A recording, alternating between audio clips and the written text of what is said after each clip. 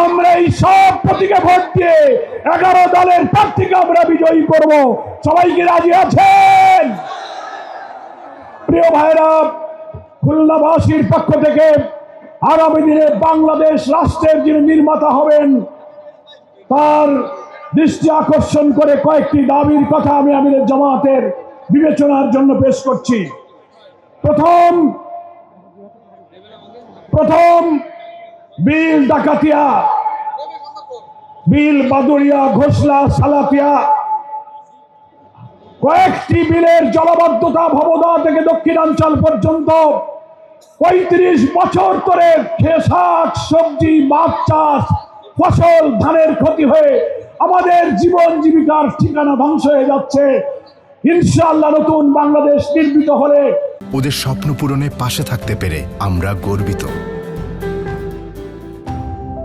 60-এর দশকের ওয়াবদা, বাঁধ এবং দক্ষিণ অঞ্চলের উপকূলীয় কয়রা, পাইকগাছা, বটিয়াগাছা, দাকব অঞ্চলের উপকূলীয় অঞ্চলের টেকসই বাঁধ নির্মাণ করে এই অঞ্চলের কৃষি, মৎস্যকে বাঁচিয়ে রাখতে হবে।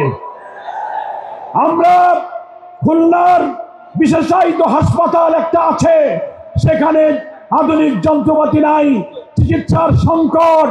কর্তৃত্ববাদী শাসকেরা এক সময় এই হাসপাতালকে নিয়ে রাজনীতি করেছিল।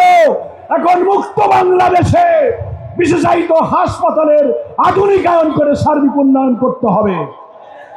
বন্ধ মিল কারখানা, Khalishpur, Khulna news print, hardboard, পাটকল, চিনিকল, ম্যাচ ফ্যাক্টরি, টেক্সটাইল মিল সব বন্ধ হয়ে গেছে।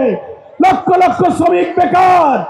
নতুন বাংলাদেশ যদি আমরা আমিরের জামাতের নেতৃত্বে গড়তে পারি, বন্ধ মিল কারখানা চালু করে শ্রমজীবী দুঃখী মানুষের বুকে হাসি ফোটাতে হবে। সম্মানিত আমিরের জামাত, খুলনায় আপনি জেনে অবাক হবেন, একটা বিভাগীয় শহর, খুলনায় কোনো গ্যাস লাইন নাই। বাংলাদেশের সব প্রায় গুরুত্বপূর্ণ শহরে গ্যাস লাইন পৌঁছে গিয়েছে। আমাদের খুলনায় পাইপলাইনের মাধ্যমে গ্যাস সরবরাহের দাবি আমাদের দীর্ঘদিনের।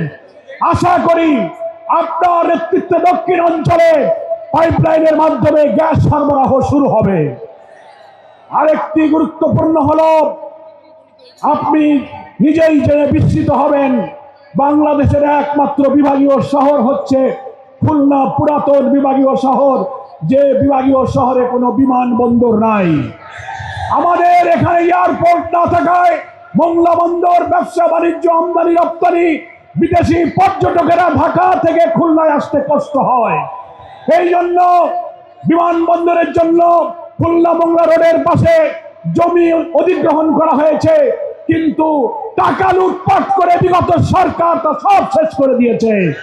নতুন বাংলাদেশের স্থপতি হিসেবে আপনার কাছে আমাদের দাবি থাকবে, খুলনায় একটি আধুনিক বিমানবন্দর নির্মাণ করতে হবে। সর্বশেষ, সুন্দরবন হচ্ছে একটি ওয়ার্ল্ড হেরিটেজ। এটাকে আধুনিক পর্যটন কেন্দ্র বানিয়ে বিশ্বের পর্যটকদেরকে আকর্ষণ করার মতো এই সম্পদকে বাঁচিয়ে রাখার জন্য আপনার নেতৃত্বে বাংলাদেশের মানুষের গণ আকাঙ্ক্ষার সরকার আশা করি পদক্ষেপ গ্রহণ করবে। আমি আপনাকে খুলনাবাসীর পক্ষ থেকে আন্তরিকভাবে মোবারকবাদ জানিয়ে আজকের এই জনসভার লক্ষ লক্ষ মানুষ আমিরের জামাতের কথা শোনার জন্য যা এসেছেন, আপনাদের সকলকে আবারও ধন্যবাদ জানিয়ে আমি আমার বক্তব্য শেষ করছি। আল্লাহ হাফেজ। বাংলাদেশ জিন্দাবাদ, জামাত ইসলামী জিন্দাবাদ, 11 দলীয় নির্বাচনী ঐক্য জিন্দাবাদ।